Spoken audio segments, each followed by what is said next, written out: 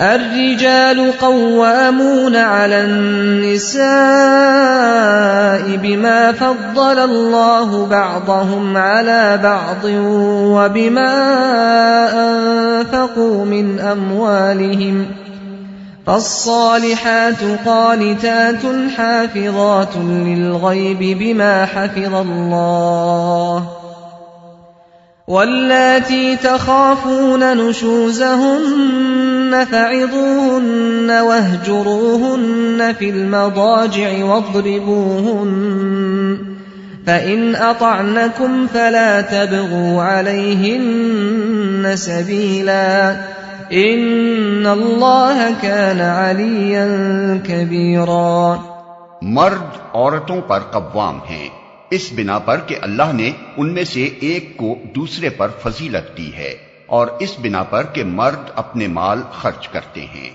بس جو صالح عورتیں ہیں وہ اطاعت شعار ہوتی ہیں، اور مردوں کے پیچھے اللہ کی حفاظت و نگرانی میں ان کے حقوق کی حفاظت کرتی ہیں۔ اور جن عورتوں سے تمہیں سرکشی کا اندیشہ ہو انہیں سمجھاؤ، خوابگاہوں میں ان سے علیحدہ رہو اور مارو۔ پھر اگر وہ تمہاری مطیع ہو جائیں تو خواہ مخواہ ان پر دست درازی کے لیے بہانے تلاش نہ کرو۔ یقین رکھو کہ اوپر اللہ موجود ہے جو بڑا اور بالا تر ہے۔ وَإِنْ خِفْتُمْ شِقَاقَ بَيْنِهِمَا فَابْعَثُوا حَكَمًا مِّنْ أَهْلِهِ وَحَكَمًا مِّنْ أَهْلِهَا إِن يُرِيدَا إِصْلَاحًا يُوَفِّقِ اللَّهُ بَيْنَهُمَا إِنَّ اللَّهَ كَانَ عَلِيمًا خَبِيرًا۔ اور اگر تم لوگوں کو کہیں میاں اور بیوی کے تعلقات بگڑ جانے کا اندیشہ ہو تو ایک حکم مرد کے رشتہ داروں میں سے اور ایک عورت کے رشتہ داروں میں سے مقرر کرو۔ وہ دونوں اصلاح کرنا چاہیں گے تو اللہ ان کے درمیان موافقت کی صورت نکال دے گا۔ اللہ سب کچھ جانتا ہے اور باخبر ہے۔ وَاعْبُدُوا اللَّهَ وَلَا تُشْرِكُوا بِهِ شَيْئًا وَبِالْوَالِدَيْنِ إِحْسَانًا وَبِذِي الْقُرْبَى وَالْيَتَامَى وَالْمَسَاكِينِ وَالْجَارِ ذِي الْقُرْبَى وَالْجَارِ الْجُنُبِ وَالصَّاحِبِ بِالْجَنبِ وَابْنِ السَّبِيلِ وَمَا مَلَكَتْ أَيْمَانُكُمْ ان اللہ لا يحب من كان مختالا فخورا۔ اور تم سب اللہ کی بندگی کرو، اس کے ساتھ کسی کو شریک نہ بناؤ، ماں باپ کے ساتھ نیک برتاؤ کرو، قرابت داروں اور یتیموں اور مسکینوں کے ساتھ حسن سلوک سے پیش آؤ، اور پڑوسی رشتہ دار سے، اجنبی ہمسائے سے، پہلو کے ساتھی اور مسافر سے، اور ان لونڈی غلاموں سے جو تمہارے قبضے میں ہوں احسان کا معاملہ رکھو۔ یقین جانو اللہ کسی ایسے شخص کو پسند نہیں کرتا جو اپنے پندار میں مغرور ہو اور اپنی بڑائی پر فخر کرے۔ الذين يبخلون ويأمرون الناس بالبخل ويكتمون ما آتاهم الله من فضله وَأَعْتَدْنَا لِلْكَافِرِينَ عَذَابًا مُهِينًا۔